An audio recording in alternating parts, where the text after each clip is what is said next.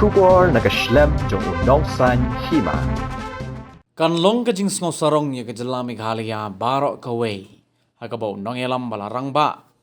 jong ka seng san partai Bharatiya Janata Party ubalong ru menteri ketenan Animal Husbandry and Veterinary ka sarkar Jylla bat ruh ka jo ko por ubalong MLA na po ko penthor khra constituency uba Alexander lalu hek ula sya penkup buram ka khusnam ja ka balatip kum ka Dadasaheb Phalke award.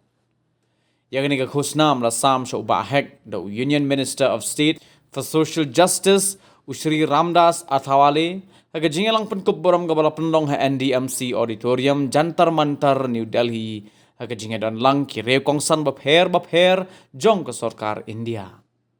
Nakaliang uba Mariahom Kharkarang ubalong no aiktin jong ka seng BJP Meghalaya Pradesh ulaong ba uba hek ulayo ya ka khusnam kum menteri ubajanai tam hakakam lani uta u best minister badru nong tre hakakam pajba ubajensur ka mensim pan ai ka jing syakri ki pajba ka Jylla Meghalaya badru ki jing senyang ki bawla no sya ka Jylla bad karihi barok ka wei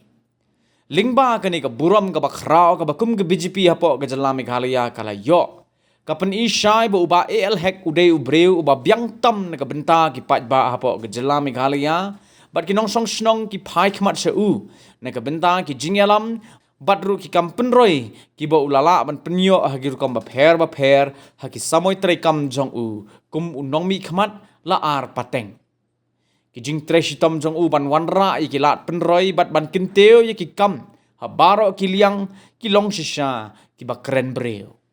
ka jing job jong ba hek man laki election kapan isya ya ka jing eight ba jing shania jong ki breu ka constituency ya u kumunong elam ka banang ai bor but I mean stem shu yu u ba unang yai trei ya ka kam na ka benta ka jing mentoy jong ka Jylla bat kari. The sixth consecutive term from the BJP party from Meghalaya, Shillong proper. Friends, I like to thank Kalyanji Jana for nominated me, selected me to receive this award. Thank you very much for the nominations that you have been honoring me for giving me this very prestigious award for the state of, not only for me, this is for the state, for the people of the state of Meghalaya. So now today, I'm receiving this award on behalf of the state of Meghalaya and also for the people of Meghalaya. Thank you very much and thank you to Kalyanji once again. Thank you.